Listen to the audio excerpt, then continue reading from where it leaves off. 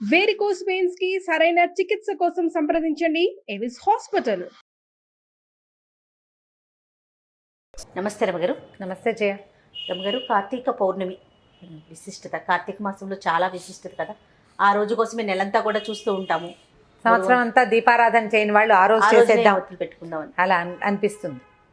అయితే ఇది ఏడాదంతా మానేసి ఆ ఒక రోజు చేస్తే సరిపోతుంది కాదు. ఒకవేళ కుదరకపోతే ఆ రోజు చేసుకోవచ్చు. కార్తీక పౌర్ణమి నాడు, పౌర్ణమి నాడు చంద్రుడు చాలా ప్రశాంతంగా ఉంటాడు, ప్రసన్నంగా ఉంటాడు. వెదరు అట్మాస్ఫియర్ చాలా బాగుంటుంది. మామూలుగా శరత్కాలమే చాలా అనుకూలమైన కాలం. ఇది ఉపాసనా కాలం కదా ఈ కార్తీక మాసం. సో పౌర్ణమి నాడు పగలు ఉపవాసం ఉండి రాత్రికి చంద్రోదయం అయ్యాక దీపారాధన చేసుకుని శివారాధన, అమ్మవారిని ఆరాధించడం, విష్ణువారాధన కూడా చేయొచ్చు. ఈ దీపాలు ఒత్తులు వెలిగించుకుని తర్వాత భోజనం చేయటం. ఈ రోజున చేసేటువంటి దేవాలయ దర్శనం కానీ, దీపారాధన కానీ, తర్వాత నది కానీ సముద్రంలో కానీ స్నానం చేయటం. సముద్ర స్నానం చేస్తారు తెల్లవారుసామున కార్తీక పౌర్ణమి నాడు. మామూలుగా పౌర్ణముల్లో సముద్రాల దగ్గరికి వెళ్ళం మనం. అవునవును. ఈ ఒక్క కార్తీక పౌర్ణమికి మాత్రం సముద్ర స్నానం చాలా విశేషంగా చెప్తారు. చంద్రుని యొక్క శక్తి ఈ సముద్ర జలాల్లో ఉంటుందని, అప్పుడు కనుక స్నానం చేస్తే జీవితం చాలా ప్రశాంతంగా మారుతుందని చెప్తారు.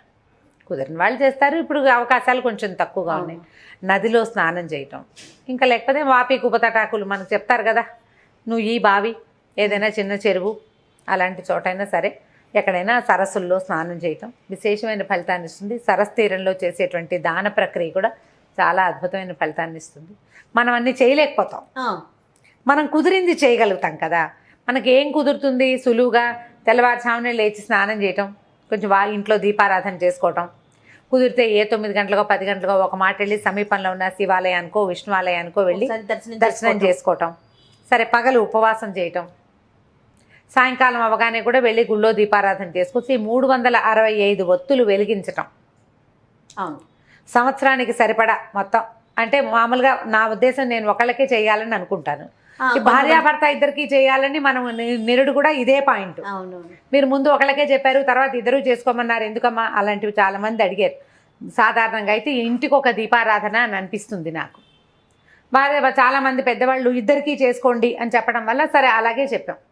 మన వెసులుబాటు, మన ఇంట్లో అలవాటు, మన మనసుకి నచ్చింది, మనం అలా చేయదలుచుకున్నాం. అప్పుడు 365 ఒత్తుల్ని కొంచెం చక్కగా కట్టగా కట్టి వాటిని కొంచెం ఉదయమే కనుక ఆవునేతిలో నానబెట్టి, నూనెలో కానీ ఆవునేతిలో కానీ కొంచెం నాననిస్తే ఒత్తులు నిలిచి వెలిగి కాలుతాయి. ఈ 365 ఒత్తులు వెలిగించుకోవచ్చు. తర్వాత ఏమో ఈ జ్వాలా తోరణం అవి చేస్తారు. దేవాలయాల్లో ఏం చేస్తారంటే, ఈ శివాలయాల్లో హెచ్చుగా కనిపిస్తుంది, వాకిలి వైపు శివుడిని, అమ్మవారిని, అయ్యవారిని ఇద్దరిని ఊరేగిస్తారు. ద్వారం దగ్గర పైన గడ్డితోటి బంధనంలాగా కట్టి అది వెలిగిస్తారు. ఆ వెలుగుతున్న జ్వాలల కింద నుంచి స్వామివారితో పాటు మనం కూడా నడవటం అనమాట. రథోత్సవం కానీ పల్లకి ఉత్సవం కానీ చేసి స్వామివారు అయ్యవారితో పాటు, అమ్మవారు అయ్యవారితో పాటుగా మనం కూడా ఆ జ్వాలల కింద నుంచి నడిచి లోపలికి వెళ్తే దేవాలయ దర్శనం చేస్తే అమోఘమైన ఫలితం ఉంటుందని, ఏడాది నుంచి ఉన్నటువంటి చీడపీడలు నశిస్తాయని, గ్రహదోషాలు తొలుగుతాయని స్వామితో కలిసి మనం దాంట్లో నుంచి వెళ్తాం అనమాట. జ్వాలా తోరణంలో నుంచి చేయొచ్చు మనకు అవకాశం ఉంటే, లేదా మనకి ఎంత అవకాశం ఉంటే అంతగా చేయటం. ఇందులో చంటి పిల్లలు, తల్లులు, గర్భవతులు, బాలింతలు, వృద్ధులు, అనారోగ్యంతో ఉన్నవాళ్ళు వీళ్ళందరూ ఉపవాసం చేయాలనే విధానం పెట్టుకోబోకండి. నాకు ప్రెగ్నెన్సీ, నేను ఉపవాసం చేశాను, నా ప్రెగ్నెన్సీ నేను దీపం పెట్టచ్చా, అలాంటి ఆలోచనలు చేయొద్దు. శరీరం పర్మిట్ చేస్తే ఏదైనా చేయండి. శారీరకంగా అంత శక్తి లేనప్పుడు ఇది చేయకపోతే ఏదో అయిపోతుంది అనుకోకూడదు. ప్రధానమైంది అనుమానాలు. ఇప్పుడు ఒకవేళ ఉపవాసం చేయలేము, దీపారాధన చేసుకోవాలని ఉందనుకో, పొద్దున్న దేవుడికి దండం పెట్టుకుని దీపం పెట్టుకుంటామా, అప్పుడు నైవేద్యం పెట్టిన ఏ పదార్థాన్నైనా మనం తినచ్చు. అది కూడా ఉపవాసం కిందకే వస్తుంది. అదొక పద్ధతి. వేరే ఏమి తినద్దు, ఇంకా నైవేద్యం మాత్రమే. నైవేద్యంగా పెట్టిన పదార్థాన్ని తీసుకొని పొద్దున ఏదో నైవేద్యం పెడతారు, మధ్యాహ్నం ఇంకోసారి తినాల్సి వస్తే నైవేద్యం పెట్టింటే తిన, డబ్బాల నుంచి వేరేవి తీసుకు తినద్దు. పళ్ళు ఇంట్లో ఉన్నవి దేవుడికి నైవేద్యంగా సమర్పించండి, అవి తీసుకోండి. పెందరాళ్ళే దీపం పెట్టుకోండి. చంద్రోదయం ఏముంది, 5:30కే అయిపోతుంది. అవును, చీకటి పడగానే సూర్యాస్తమయం అయ్యాక మన లెక్క.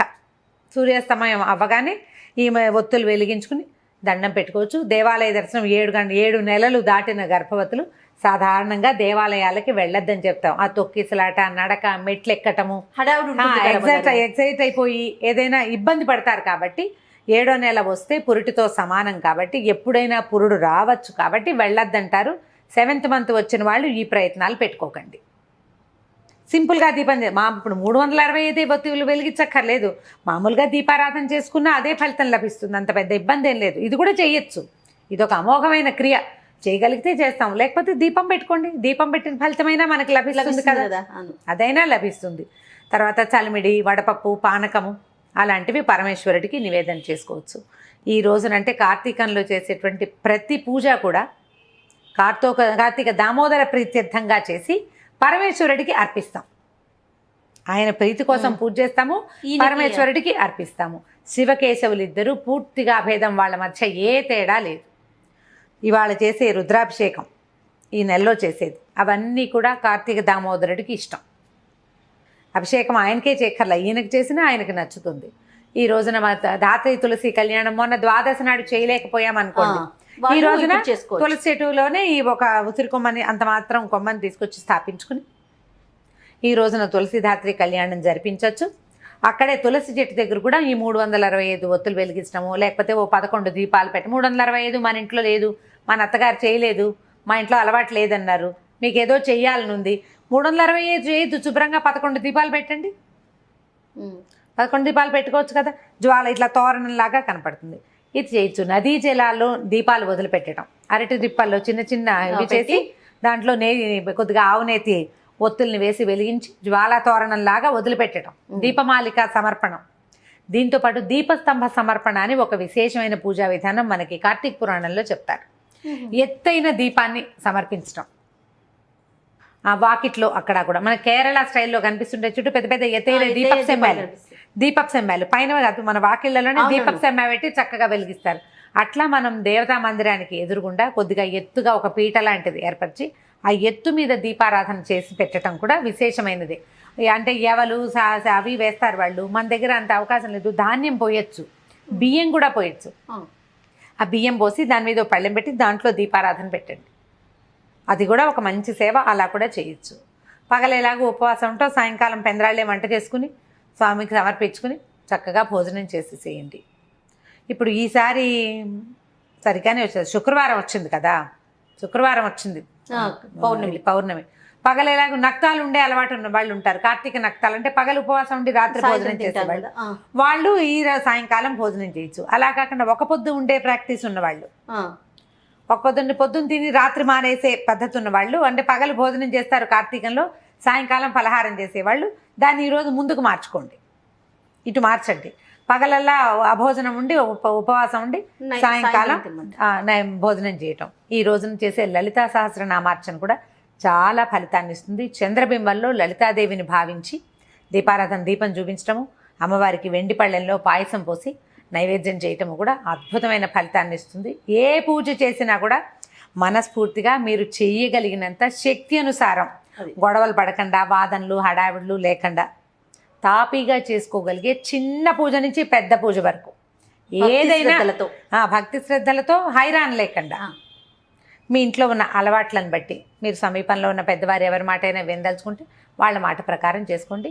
ఇంట్లో వాళ్ళని కాదని భర్తని నిరాకరించి చేసిన వ్రతాలు ఫలితాన్ని ఇవ్వవు. మీ అత్తగారు ఉన్నారు మీతో పాటు, మా ఇంట వంట లేదు ఇవన్నీ చేస్తున్నావు నువ్వు అంటే అవి చెయ్యొద్దు. మీ ఇంట్లో ఏది ఉందో అది చెయ్యండి. లేదా అన్నిటికంటే ఈజీ, దేవాలయ దర్శనం సులువు, దేవాలయానికి వెళ్ళి దీపం పెట్టుకోండి.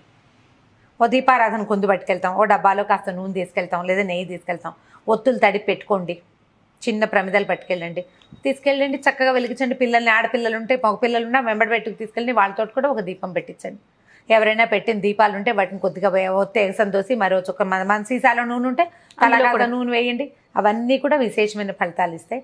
ఏదైనా ఒక సత్క్రియ చేయటమే అంతే, దాంట్లో వాద ప్రతివాదాలు వాటికి తావి ఇవ్వబోకండి. ప్రశాంతంగా చేసుకోండి. ఏం పూజ చేసినా కూడా చక్కగా వాకిట్లో ముగ్గేసుకోవటం, ఇల్లు వాకిలు తుడుచుకోవటం, సాయంకాలం పెందరాళి వాకిట్లో కాస్త నీళ్ళు చల్లి ముగ్గేసుకోవటం, తులసి చెట్టు దగ్గర ముగ్గు వేయటం, ఈ దీపారాధన చేసుకోవటం, ఇవి చేసేసి తర్వాత ఒక చెంబు నీళ్ళు పోసుకోవడం, స్నానం చేసేసి చక్కమని దీపాలు అది పెట్టేసుకుంటే మీరు వంట చేసుకోవచ్చు. పెద్దవాళ్ళకి ఇబ్బంది లేకుండా పిల్లలు ఆకళ్ళకి ఆగలేకపోతారు. ఏర్పాటుగా చూసి మాత్రం చేసుకోండి. మనం ఇబ్బందులు పడుతూ ఏ కాదు. పూజ చేసినా కూడా మన ఇంట్లో వాళ్ళు ఇబ్బంది పడి పెద్దవాళ్ళు బాధపడే పరిస్థితి అయితే మనకి పెద్దగా ఫలితం లభించదు. నెగిటివ్ ఇవి ఫోర్సెస్ వచ్చేస్తూ ఉంటాయి కదా, దాన్ని నెగిటివిటీని రానివ్వకుండా మాత్రమే పూజ చేసుకోవాలి. మనం అన్ని సముదాయించుకొని ముందుకు వెళ్ళటం. ముందుకు వెళ్ళాలి అంతే. తప్పకుండా రమ్మగారు. నమస్తే. నమస్తే జయ.